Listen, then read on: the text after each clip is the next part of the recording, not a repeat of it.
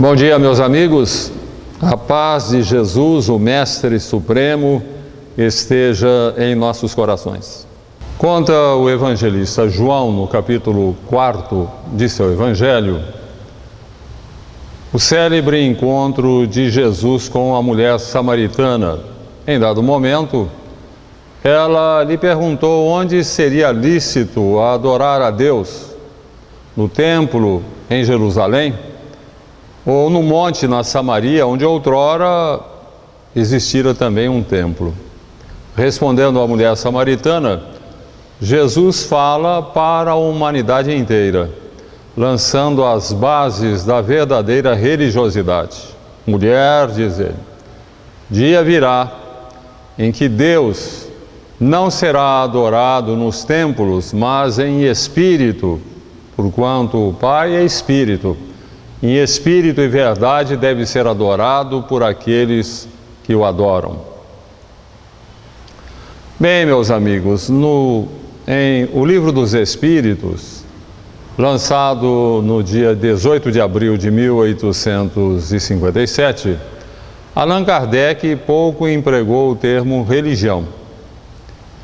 Ficava a ideia de apresentar uma filosofia que oferecesse ao homem uma visão da existência humana. De onde viemos, porque estamos na Terra, para onde vamos, com base em informações colhidas do mundo espiritual, pelo processo mediúnico. A doutrina espírita, portanto, seria, antes de mais nada, a doutrina dos espíritos. Allan Kardec seria uma espécie de codificador, um secretário dos espíritos, sintetizando aqueles ensinamentos, dando-lhes um corpo de doutrina. Naturalmente, havia o desafio de demonstrar a realidade daquelas manifestações, que elas não representavam uma mera fantasia da cabeça dos médiuns, mas exprimiam realmente um contato com o mundo espiritual.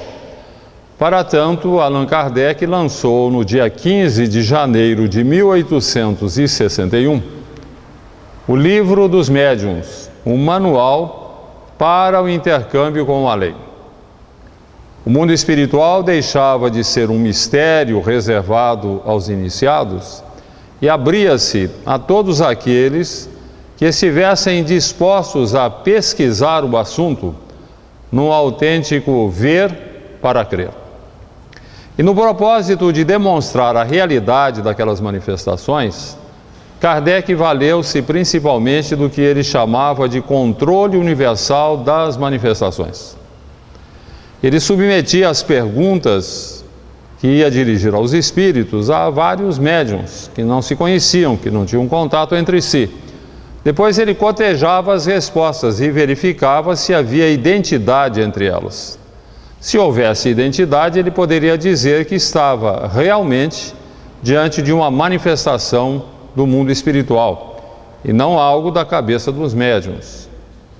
No propósito de demonstrar a realidade do fenômeno mediúnico, haveria também a mediunidade de efeitos físicos, extraordinária mediunidade, que permite a materialização dos espíritos, que se tornam visíveis, tangíveis ao experimentador. É muito difícil resistir às evidências quando analisamos o trabalho notável realizado por William Crookes, grande cientista inglês, fez várias descobertas importantes. Ele foi um dos cientistas mais importantes da Inglaterra, membro da Royal Society, a Sociedade de Estudos para a Ciência inglesa, uma das mais famosas e antigas da Europa. Crookes foi o descobridor dos raios catódicos, descoberta que favoreceu o advento da televisão. Dentre outras descobertas, foi membro ativo, presidiu inclusive a Royal Society. Então era um cientista de nome importante. Pois bem, Crookes, em princípio, era cético quanto à ideia de um intercâmbio com o além. mas rendeu-se às evidências quando ele começou a estudar a mediunidade notável de Florence Cook, uma jovem de apenas 15 anos, que o procurou para pedir-lhe que estudasse os fenômenos que aconteciam com ela. E, através da mediunidade de Florence Cook, Crookes praticamente conviveu durante várias semanas com Kate King, um espírito que se materializava usando os recursos apresentados por Florence Cook. E Crookes se convenceu da realidade daquelas manifestações, tanto que ele se deixou fotografar ao lado da médium e do espírito materializado, a demonstrar uma absoluta distinção entre uma e outra. Kate King não era uma fantasia ou uma mistificação de Florence Cook, até porque era praticamente uma criança sem condições para estar iludindo um sábio, um cientista de grande cultura, de grande conhecimento como Crookes. E ao apresentar os resultados de suas pesquisas à Royal Society, Crookes fez uma observação interessante. Ele disse o seguinte: eu agora não acredito no intercâmbio com o além. Eu tenho certeza de que existe o intercâmbio com o além. Não se trata agora de acreditar, e sim de saber. É muito difícil resistir às evidências quando nós estudamos o trabalho notável realizado por Cesare Lombroso, grande criminalista italiano, que em princípio zombava do espiritismo. Considerava os médiuns ingênuos que acreditam num suposto intercâmbio com o além, confundindo fenômenos anímicos com manifestações mediúnicas, ou são mistificadores que exploram essa ingenuidade. No entanto, Lombroso rendeu-se às evidências, estudando a mediunidade notável de Eusapia Palladino, italiana, que favorecia a materialização de muitos espíritos, e o golpe de misericórdia na incredulidade, no ceticismo de Lombroso, aconteceu certa feita quando a sua própria mãe, já desencarnada, materializou-se diante de seus olhos assombrados. E ao fazer a sua profissão de fé espírita, Lombroso confessou que envergonhava-se de ter zombado do espiritismo, porquanto agora ele estava convencido da realidade daquele intercâmbio, graças a uma humilde camponesa italiana, Eusapia Palladino, que lhe proporcionaram um prodígio jamais sonhado por nenhum cientista: erguera sua mãe da sepultura e atirara em seus braços saudosos. É muito difícil, meus amigos, resistir às evidências quando analisamos o trabalho notável de Francisco Cândido Xavier, o grande Chico, que psicografou milhares de mensagens de espíritos diante da assombrada família, a se identificarem com uma incrível riqueza de detalhes relacionados com a sua vida, a sua morte, os quesitos, a intimidade da família, as coisas que aconteciam com todos. É muito difícil resistir às evidências quando analisamos as poesias psicografadas por Chico. Muita gente não sabe, mas ele psicografou centenas de poetas desencarnados, centenas, com milhares de poesias em que esses poetas se identificam pelo estilo. Qualquer pessoa entendida em literatura sabe que é muito difícil imitar estilo literário. Costuma-se dizer que o estilo é o homem. O autor se identifica por aquilo que ele escreve, é como se fosse a sua impressão digital, praticamente inimitável. Um bom pastichador conseguirá imitar algo do estilo de alguns, jamais muito do estilo de muitos. Fenômeno realmente extraordinário, Chico Xavier. E diante dessas evidências todas, dessas demonstrações da realidade do intercâmbio com o além, somente os negadores contumazes, os materialistas de carteirinha, continuam a negar o fenômeno mediúnico, na base do não vi, não acreditei, não experimentei e não gostei. Lembram um antigo ditado zen: o dedo aponta a lua, o sábio olha para a lua, mas o tolo só consegue enxergar o dedo. Bem, em princípio, Kardec não se preocupou em apresentar os aspectos religiosos do Espiritismo ou em situar o Espiritismo como uma religião. Como diria Leon Denis, grande filósofo espírita, o Espiritismo poderia não ser a religião do futuro, mas seria certamente o futuro das religiões. De vez que seus princípios não configuram meras ideias, e sim leis de caráter universal que regem a evolução do espírito humano, como a lei da reencarnação, que preceitua que as experiências na carne sejam repetidas e repetidas tantas vezes quantas forem necessárias, até que o espírito aprenda as lições da vida. A lei de causa e efeito, que preceitua que recebamos sempre de conformidade com o que fazemos, para que aprendamos o que devemos e o que não devemos fazer. A lei de sintonia psíquica, que preceitua que sejamos alimentados e conduzidos por influências espirituais que podem nos elevar às alturas ou precipitar no abismo, mas sempre de conformidade com o rumo que imprimamos à própria vontade. Ilustrando seus ensinos com gloriosas visões do infinito que projetam a nossa mente nos objetivos supremos da criação, o Espiritismo, não tenhamos dúvida nenhuma, ele estará no futuro das religiões, ele será a religião do futuro. Mas por que, pergunta-se, Kardec lançou um livro que fatalmente situaria o Espiritismo como uma religião?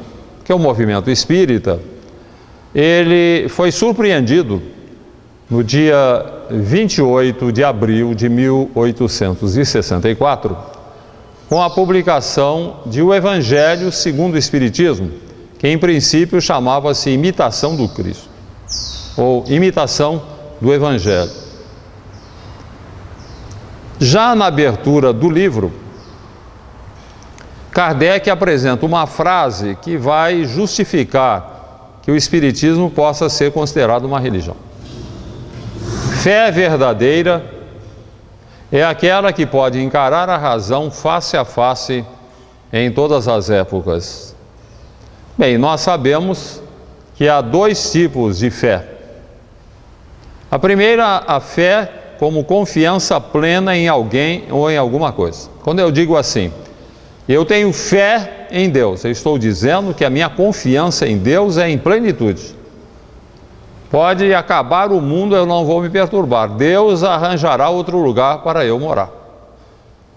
Não é a esse tipo de fé que Kardec se refere quando ele diz que fé verdadeira é aquela que pode encarar a razão face a face em todas as épocas. Porque esse tipo de fé não mora no cérebro, ele mora no coração. Ele não representa uma adesão da consciência, uma adesão da razão, e sim uma adesão do sentimento.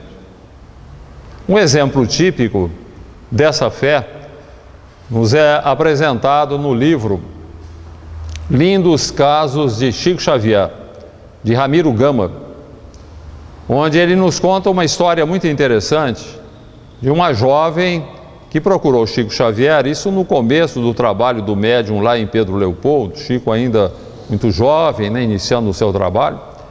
Ele foi procurado por uma moça que vinha pedir o seu auxílio, porque ela estava diagnosticada como portadora de tuberculose.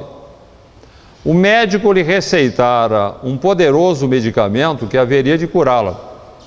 Só que a jovem era pobre, não tinha dinheiro, viera pedir auxílio ao Chico. Chico, por sua vez, pobre também, família numerosa, emprego modesto, ele não tinha como auxiliá-la financeiramente. E perguntou-lhe: minha filha, como o médico recomendou que você tome o remédio? Bem, Chico, eu devo tomá-lo 2 vezes ao dia pela manhã e à tarde, durante 30 dias. Está bem, falou Chico. Você vai fazer o seguinte, vai pegar a receita e vai dividir em 60 pedacinhos. E diariamente, de manhã e à tarde, você vai colocar um pedacinho da receita num copo d'água e vai orar e vai pedir à nossa Mãe Santíssima Maria, Mãe de Jesus, Mãe espiritual da humanidade, que coloque ali um medicamento para que você possa sarar. Faça isso com muita fé, minha filha, e a nossa mãe vai curá-lo. A jovem agradeceu e partiu. Um mês depois voltou. Forte, bem-humorada, alegre, saudável. Chico, disse ela, esse medicamento que você me recomendou foi maravilhoso. Diariamente, durante um mês, seguia a sua orientação. Colocava um pedacinho de papel no copo d'água, pedia à nossa Mãe Santíssima, Mãe de Jesus, Mãe espiritual da humanidade, que colocasse ali um remédio e ela me curou. Era esse tipo de fé que Jesus reportava-se quando dispensava os beneficiários de suas curas, dizendo-lhes, a tua fé te curou, vai em paz, a tua fé te salvou. Bem, como dissemos, há dois tipos de fé. O segundo tipo de fé, ele é sinônimo de crença religiosa. Eu pergunto a alguém, qual a sua fé? Ele responde, eu sou católico. Está dizendo que o seu princípio religioso é baseado no catolicismo. Ao contrário da primeira, essa fé, ela mora no cérebro, não no coração. Ela deve representar uma adesão da razão, não do sentimento. E com um detalhe, quanto mais culta for a pessoa, quanto mais culto o profitente religioso, maior a exigência quanto à racionalidade da sua fé. E aqui é o problema, porque as religiões, de um modo geral, elas são especulativas. Elas são baseadas em especulações dos teólogos. O teólogo não sabe como é a vida espiritual, de onde nós viemos, que estamos na Terra, para onde vamos, ele não sabe nada disso, ele fica especulando, ele imagina como seria. Isso desde as épocas mais remotas, há especulações. E daí surgem ideias como Adão e Eva, Deus criou o universo em 6 dias, descansou no 7º, Noé com aquele dilúvio universal. Surgem ideias como do anjo e do demônio, a ressurreição dos corpos, que todo mundo vai reviver no corpo de origem. Ideias como o purgatório, como as penas eternas. Ideias que não são compatíveis nem com a lógica, nem com a justiça. E o que acontece? Quanto mais culta é a pessoa, maior a sua exigência. E se ela nota que a sua fé, a sua crença religiosa é baseada em fantasias, ela acaba se afastando, como acontece hoje com muita gente. Uma professora, mulher culta, inteligente, sensível, procurou um sacerdote. Padre, eu queria lhe fazer uma pergunta. Pois não, minha filha? Por que o meu filho nasceu com a síndrome de Down? Por que o meu filho? E não o filho da minha vizinha ou da minha irmã? Ou de outra mulher qualquer? O sacerdote, homem inteligente, falou com poesia da interação que acontece entre a mulher e um filho com deficiência física ou mental.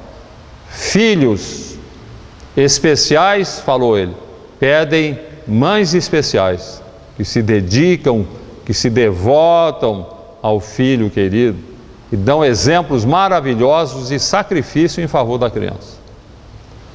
Quanto à sua pergunta, acentuou o sacerdote, quanto à sua pergunta, infelizmente, minha filha, eu não sei a resposta.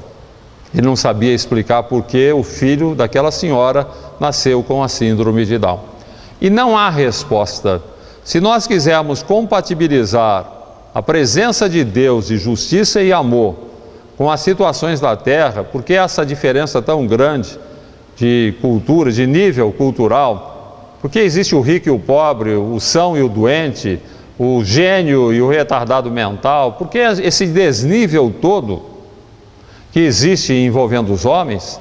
Se nós não admitirmos a reencarnação e a lei de causa e efeito, que são leis evolutivas, que dão a cada um segundo as suas obras, não haverá explicação nenhuma para essas situações, o que tem levado muita gente ao desespero e muita gente à descrença.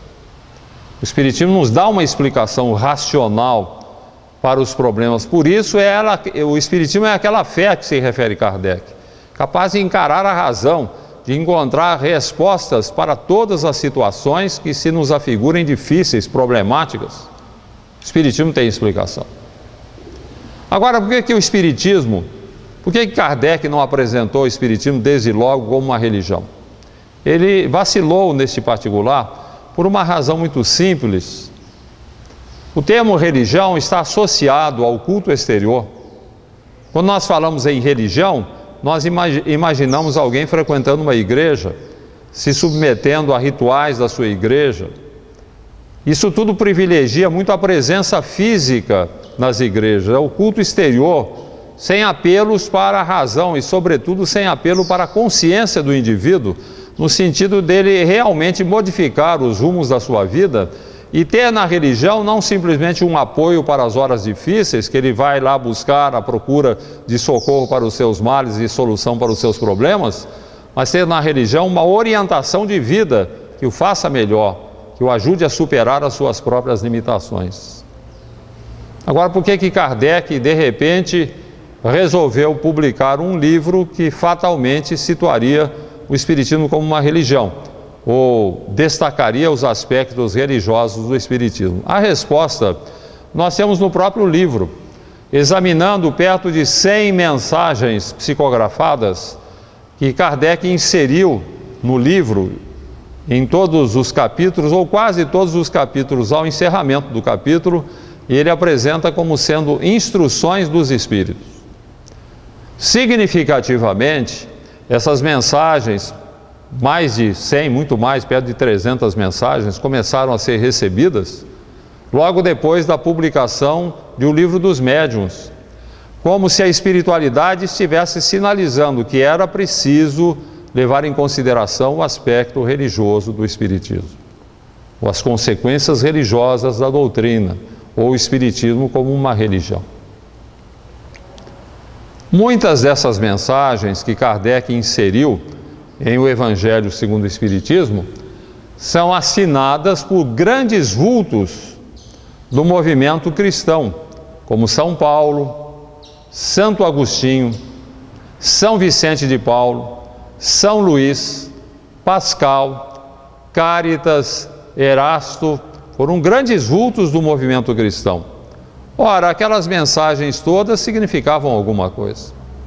É impossível lermos um diálogo de Platão sem considerar que estamos entrando no terreno da filosofia. Ou ler a respeito de uma experiência de um cientista qualquer, como Lavoisier, por exemplo, sem considerar que nós estamos entrando no terreno da ciência. Ora, aquelas manifestações todas de grandes vultos do movimento cristão estavam assinalando ou sinalizando que era preciso procurar o aspecto religioso do Espiritismo. Na apresentação do Espiritismo, que seria o cumprimento da promessa de Jesus diante da mulher samaritana, dia virá em que Deus não será adorado nos templos, mas em espírito, porque Deus é espírito, e em espírito e verdade ele deve ser adorado por aqueles que o adoram. Uma religião sem ritos e sem rezas, sem ofícios e sem oficiantes, sem aspectos exteriores, uma religião que fala ao cérebro para sensibilizar o coração em relação à mudança de nossa atitude perante a vida. Aqueles que entram num centro espírita estranham a ausência de imagens, de crucifixos, de velas. Não há missas, não há batismos, não há crismas, não há procissões, não há casamentos, não há ofícios religiosos de morte. Então as pessoas perguntam, mas será que espiritismo é religião? Porque as pessoas estão habituadas a associar isso tudo à religião. A proposta do espiritismo, meus amigos, é totalmente diferente. O espiritismo nos orienta que a verdadeira religiosidade, o verdadeiro ato de adoração, é um ato do coração. É um assunto pessoal entre o homem e Deus, entre o crente e a divindade.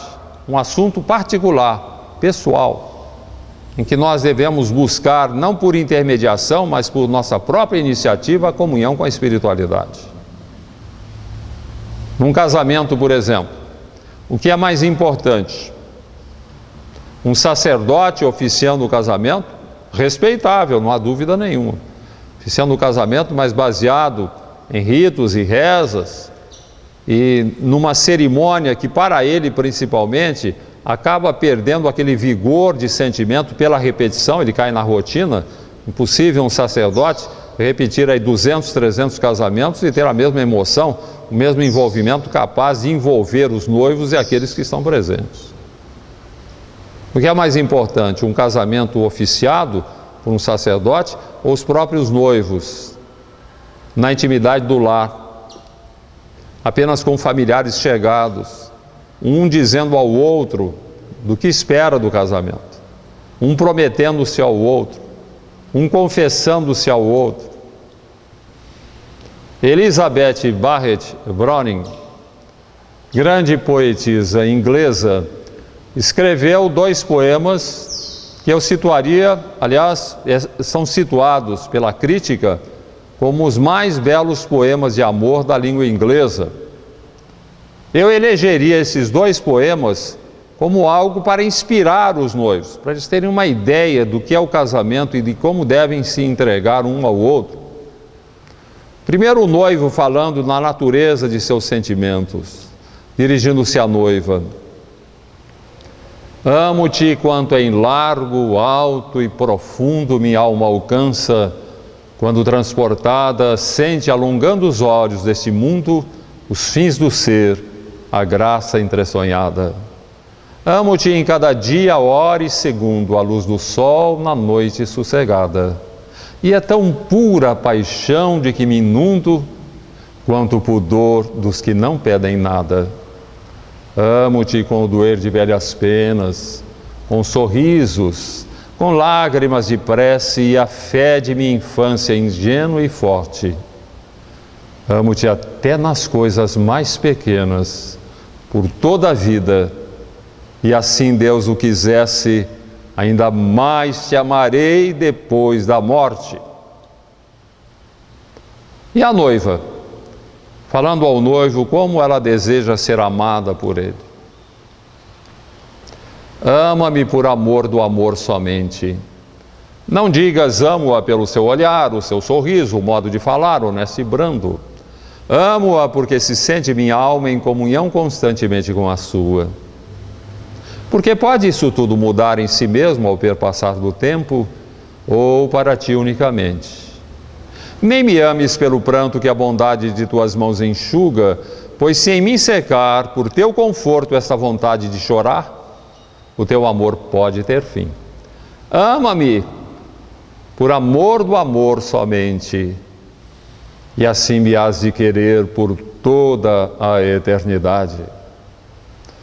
Um casamento assim, meus amigos, com esse grau de entrega dos noivos, com essa confissão recíproca, há de ser um casamento abençoado por Deus, capaz de resistir a todas as dificuldades do dia a dia, as rotinas, os problemas, envolvendo a educação dos filhos, as finanças, as doenças e, sobretudo, capaz de ajustar 2 seres que são diferentes entre si, biológica e emocionalmente, o homem e a mulher, o cérebro e o coração, a razão e o sentimento, a força e a sensibilidade.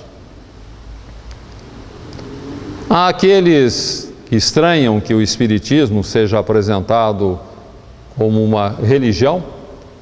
Fica a pergunta, por que o Espiritismo tem se disseminado de uma forma tão ampla no Brasil? Por que tanta gente adere ao Espiritismo? Por que tanta gente aceita as ideias espíritas, embora não frequentando o centro espírita? É por causa do caráter religioso do Espiritismo. É porque o Espiritismo nos oferece o apelo da verdadeira religiosidade.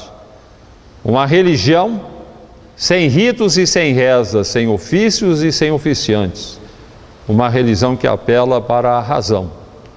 Uma religião que tem em o Evangelho segundo o Espiritismo o seu breviário, aquele livro de consultas, aquele livro de reflexões, aquele livro que nós buscamos quando queremos o apoio do alto, quando queremos uma resposta para as nossas dúvidas, um conforto para as nossas horas difíceis. Uma outra pergunta: por que depois de Kardec o Espiritismo praticamente morreu em boa parte da Europa, com poucas exceções? Porque os espíritas europeus esqueceram o aspecto religioso do Espiritismo. E por que é que o Espiritismo está renascendo hoje em boa parte da Europa? Porque os espíritas europeus, particularmente os brasileiros que lá participam do movimento espírita, redescobriram o Evangelho segundo o Espiritismo. E lá também estão fazendo do Evangelho seu breviário, seu livro de inspiração, de consultas e conforto para as horas difíceis. É a religião espírita que acaba fazendo com que as pessoas aceitem os princípios espíritas, porque tem na religião espírita o seu conforto, a sua orientação, a sua ajuda. Há alguns anos atrás, eu estive na Inglaterra e fui convidado a participar das atividades de um centro espírita londrino, dirigido por brasileiros. E lá chegando, eu estranhei, porque no local funcionava um brechó, um estabelecimento especializado em vender roupas usadas e quinquilharias. E pensei comigo, o endereço deve estar errado, mas o endereço não estava errado, o centro era ali mesmo. No horário de fechamento do comércio, eu cheguei mais ou menos nesse horário, as portas foram baixadas, os móveis foram afastados, os mostruários encostados na parede, desceram uma cortina para esconder os móveis, colocaram-se algumas dezenas de poltronas ali e de repente o brechó virou um centro espírita. Conversando depois com os dirigentes brasileiros, eles me falaram que era assim com o brechó que eles pagavam o aluguel do centro espírita. Porque na Europa nós não temos a facilidade que temos no Brasil. O centro espírita terá sede própria e às vezes uma sede imensa. Lá é tudo muito difícil, muito complicado. Exige muito sacrifício.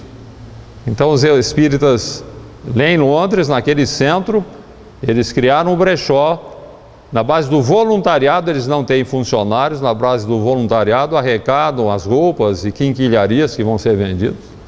Dão plantões. Os companheiros lá dão plantões no brechó, de manhã à tarde, para que eles possam arrecadar os recursos necessários que possibilitem o funcionamento do centro.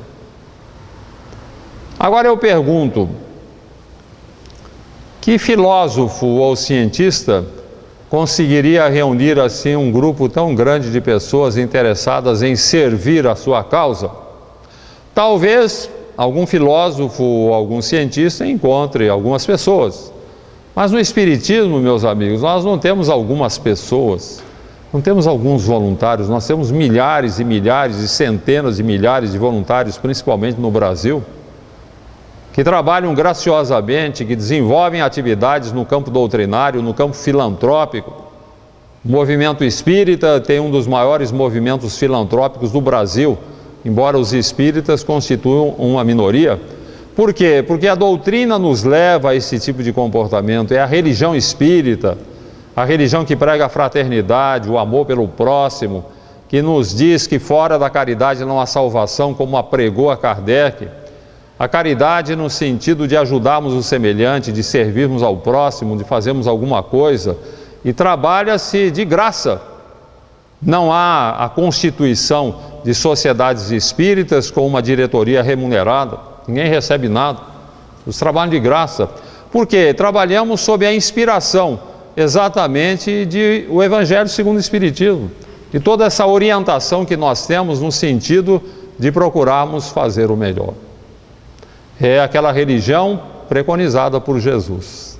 Aquela religião sem ritos e rezas, sem ofícios de oficiantes, considerando que todo culto a Deus é um ato do coração e não há melhor maneira de exprimirmos aquilo que vai em nosso coração no sentido edificante do que servindo, trabalhando, fazendo alguma coisa pelo próximo. Jesus, que sustentou os heróicos cristãos do passado, os desbravadores do movimento inicial, que derramaram o seu sangue para que a árvore do Evangelho vicejasse, Jesus hoje sustenta os heróicos desbravadores do espiritismo cristão, que derramam o seu suor, o seu trabalho, a sua dedicação, para que o espiritismo se expanda e se estabeleça na Terra como uma grande religião do futuro, capaz de realmente trabalhar pela edificação do nosso mundo, essa transição de mundo de expiação e provas, onde o egoísmo predominante nos corações é o elemento gerador de todos os males, para a condição de mundo de regeneração, onde consciências despertas em relação aos objetivos supremos da vida elegerão o serviço no campo do bem por supremo recurso de reabilitação e bem-estar. Dentre as mensagens que estão inseridas em o Evangelho segundo o Espiritismo, destacam-se aquelas que vêm assinadas pelo Espírito de verdade.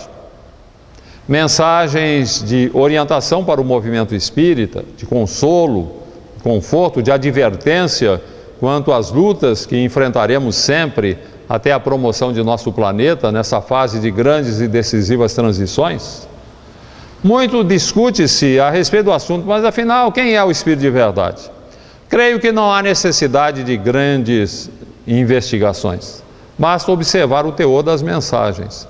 Dá para perceber que elas são emanadas da esfera do Cristo.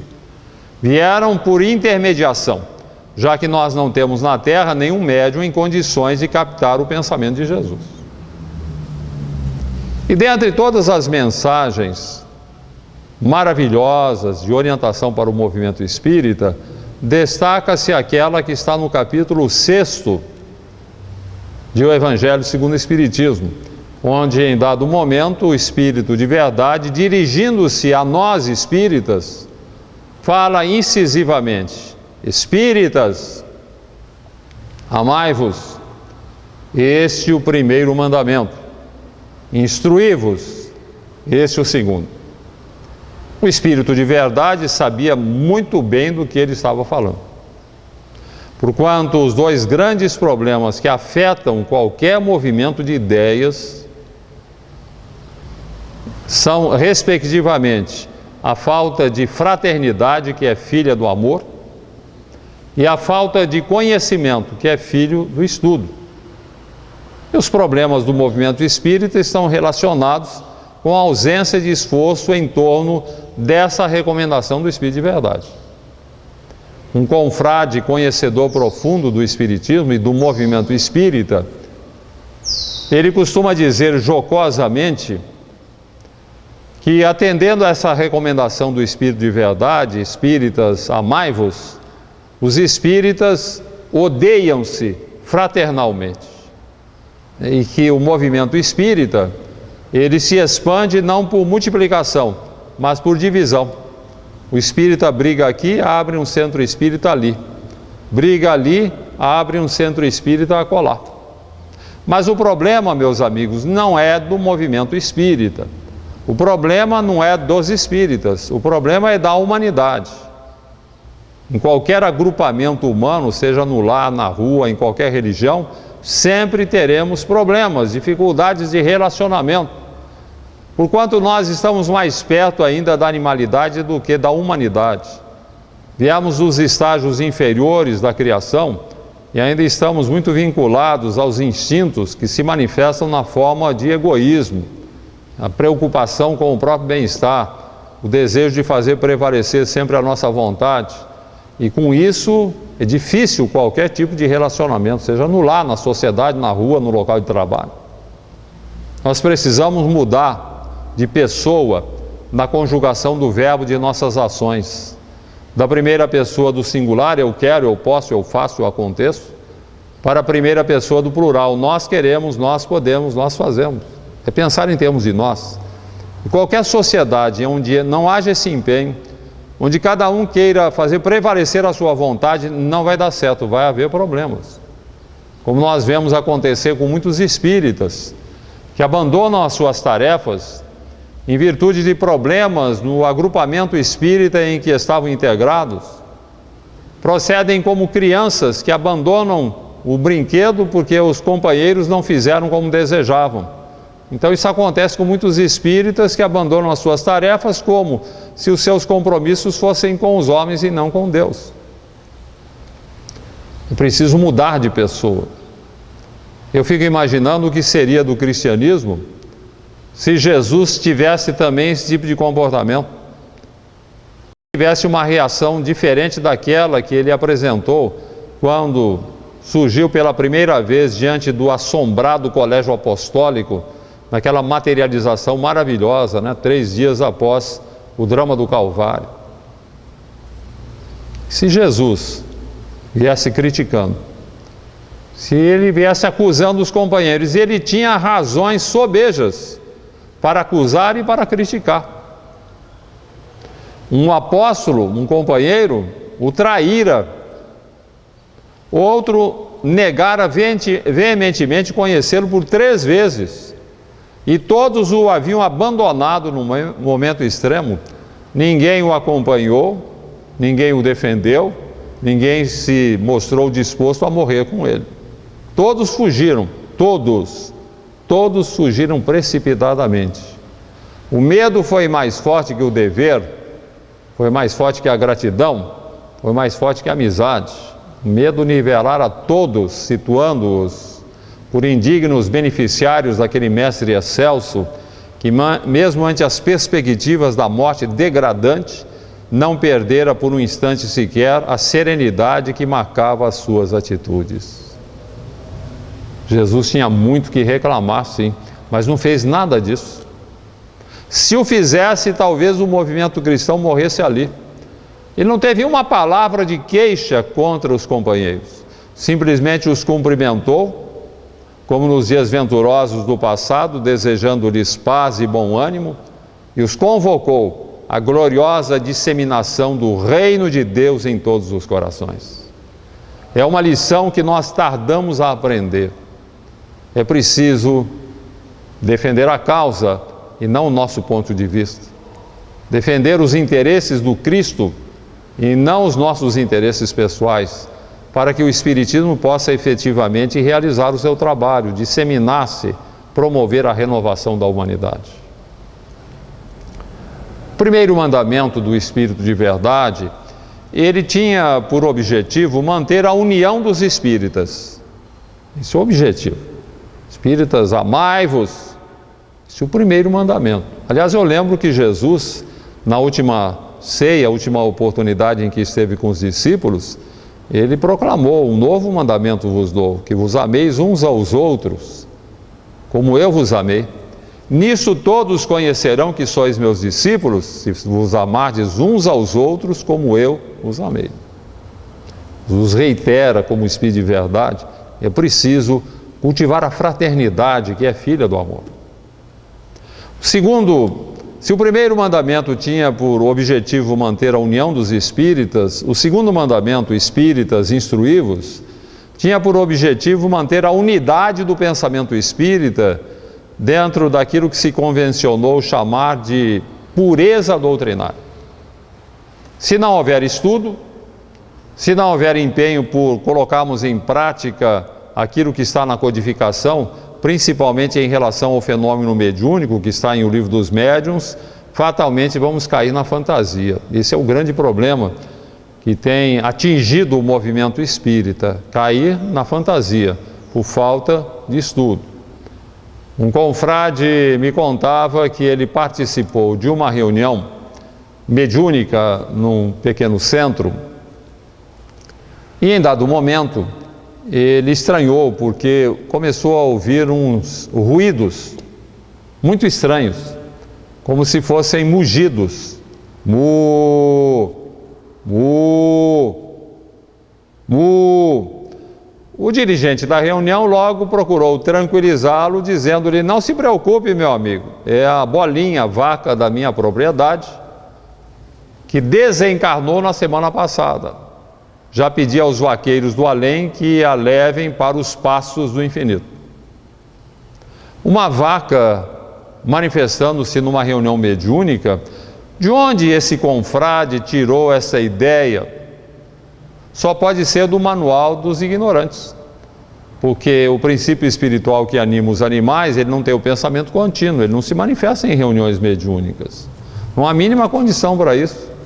E se esse confrade se desse ao trabalho de ler o Livro dos Espíritos, capítulo 25, onde Kardec fala a respeito do assunto, ele saberia que uma vaca jamais poderia manifestar-se num centro espírita. Eu participei certa feita de uma reunião mediúnica, e vale destacar que eu gosto muito de reuniões mediúnicas, eu acho que todo espírita deve participar, é o aspecto sagrado do espiritismo. A reunião mediúnica é aquele momento em que nós podemos ajudar espíritos encarnados e desencarnados. É aquele momento em que nós somos ajudados em relação aos nossos problemas, a espíritos que porventura estejam nos perturbando, que vão ser afastados. Enfim, sendo o aspecto sagrado do espiritismo, deve merecer a nossa participação. O espiritismo começou, meus amigos, pelo fenômeno mediúnico. Eu não entendo espírita que não participe de reuniões mediúnicas. Ele está deixando de cumprir aquilo que é um dos aspectos mais belos da doutrina, que é a frequência a uma reunião mediúnica. O espiritismo progride a partir do fenômeno mediúnico que vai se desenvolvendo, que as pessoas vão entrando em contato com o mundo espiritual, porque, sobretudo, a reunião mediúnica, ela é uma advertência para nós. Cada espírito sofredor que se manifesta é alguém que está nos dizendo: olha, eu posso ser você amanhã, se você não tomar cuidado com a sua vida, se você não se empenhar em favor da própria renovação.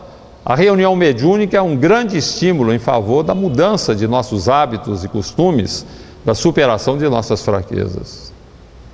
Bem, eu participava de uma reunião mediúnica e em dado momento achei interessante o doutrinador, o dirigente da reunião, no propósito de ajudar uma entidade que se manifestava totalmente inconsciente de seu estado, o que acontece com grande parte dos espíritos que desencarnam. O cidadão não tem preparo nenhum para a vida espiritual, todos os seus pensamentos, ideias, sensações estão voltados todos para a vida material, então ele não tem espaço na sua mente para identificar a própria condição de desencarnado. Qualquer participante de reunião mediúnica sabe que esse fenômeno é frequente.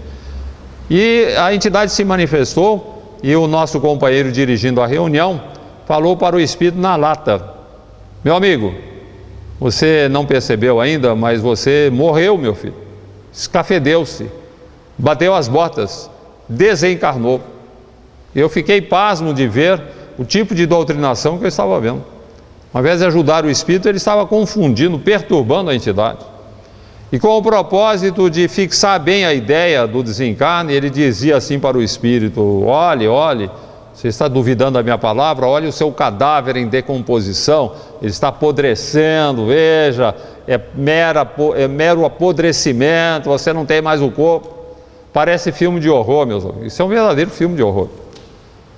Podemos imaginar a situação do espírito recebendo esse tipo de doutrinação. Esse doutrinador também não entende nada.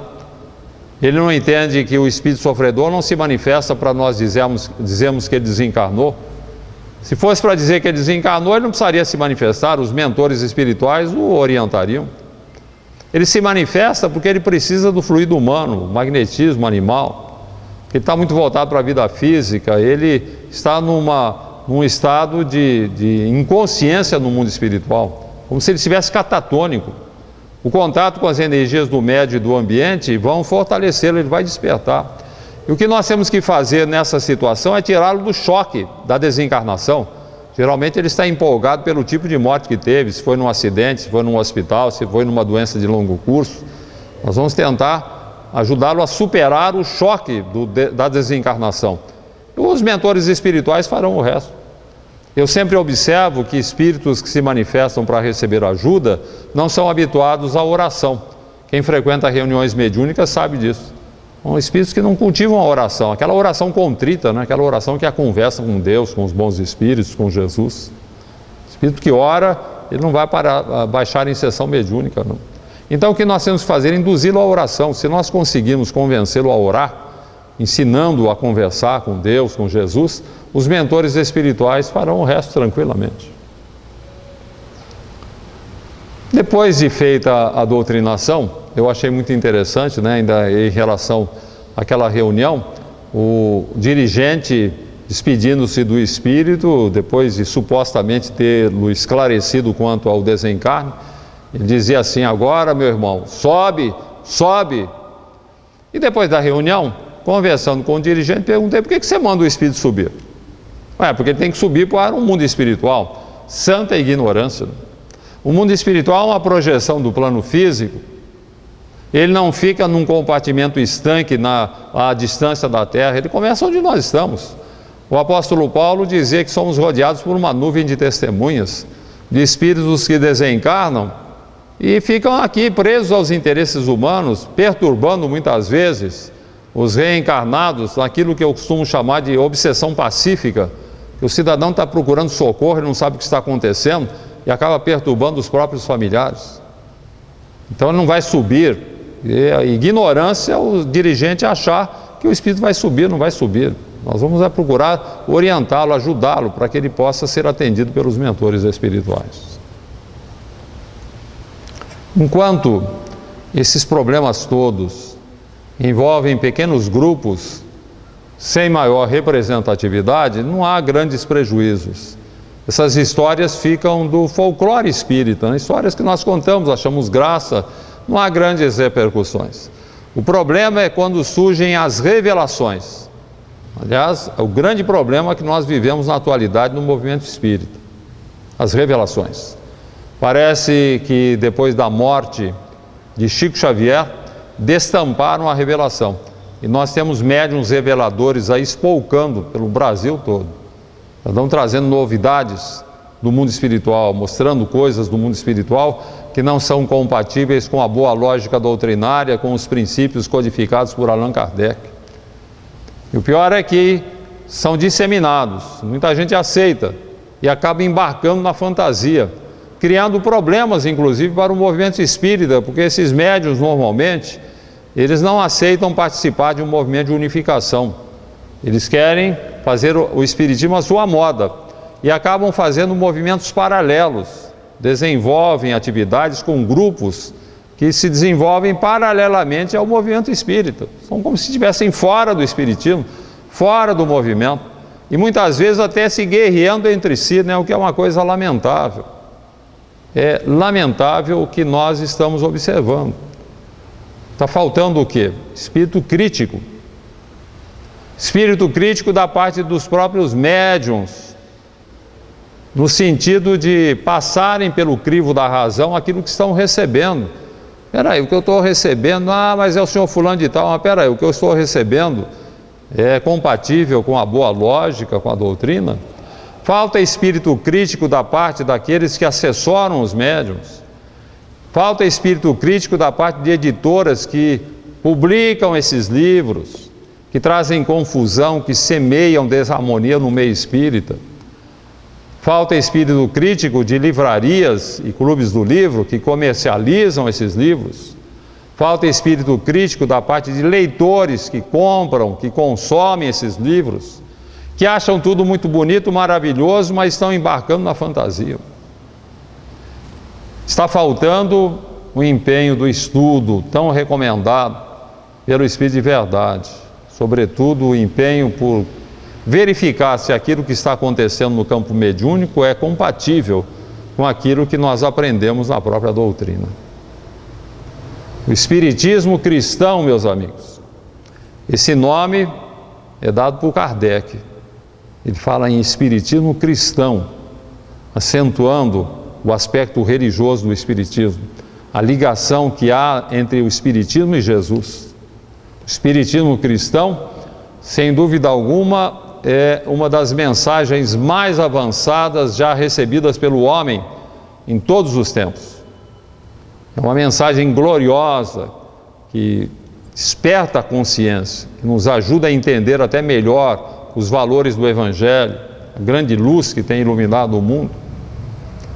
Mas vamos considerar que é uma grande honra estarmos vinculados ao movimento espírita, uma grande honra participarmos desse glorioso movimento de renovação para a humanidade, mas para que não percamos as oportunidades que nos são concedidas, nem nos percamos dentro do Espiritismo, nem o Espiritismo deixe de cumprir aquilo que veio fazer. É fundamental, é indispensável, é básico que levemos em consideração a recomendação do Espírito de Verdade, que a fraternidade, filha do amor, e o conhecimento, filho do estudo, estejam presentes em nossas atividades, sempre, diuturnamente, sempre estejamos empenhados em nos amarmos, em exercitarmos a fraternidade e em estudarmos muito, para que tenhamos um espiritismo capaz de realizar realmente essa promoção de nosso planeta na sociedade dos mundos, de mundo de expiação e provas, para mundo de regeneração. O Espiritismo que veio iluminar a humanidade tanto quanto o Evangelho iluminou a humanidade num tempo obscuro para a história humana, como destaca Castro Alves em psicografia de Francisco Cândido Xavier. Gemia a terra humilhada. A noite do cativeiro dominava o mundo inteiro sob o carro da opressão. Com mandíbulas vorazes de loba que se subleva, Roma encharcada de treva estendia a escravidão. Entre as águias poderosas jazia Atenas vencida, carpia Cartago a vida ligada a grilhão cruel. Na Capadócia, na Trácia, na Mauritânia e no Egito, o povo chorava aflito, tragando cicuta e fel. O frio invadira os templos. Não mais Eros de olhar brando, nem bela Afrodite amando, nem Apolo encantador. O Olimpo dormir em sombras, cessara a graça de Eleusis, não surgiam outros deuses que não fossem do terror. Mas quando o mal atingir o apogeu da descrença, disse Deus na altura imensa: faça-se agora mais luz. E um livro desceu brilhando para a humanidade ensandecida. Era o Evangelho da vida sob as lições de Jesus. Tremeram dourados sólios, o orgulho caiu de rastros, arcanjos vinham dos astros em cânticos de louvor. Mas ao invés de vingança contra o ódio, contra a guerra, o livro pedia à terra bondade, perdão e amor. Começara um novo reino. Horizontes infinitos descerraram-se aos aflitos perdidos nos escarcéus. Os tristes, os deserdados, os fracos, os desditosos, contemplaram deslumbrados novos mundos, novos céus. E desde então a humanidade trabalha, cresce e porfia ao clarão de um novo dia, por escalar novos sóis. E a mensagem continua em sublimes resplendores, formando renovadores, artistas, santos e heróis. Espíritas, companheiros da grande luz restaurada, tracemos a nossa estrada na glória do amor cristão e, servindo alegremente na luta, na dor, na prova, busquemos na boa nova o livro da redenção. Jesus nos abençoe.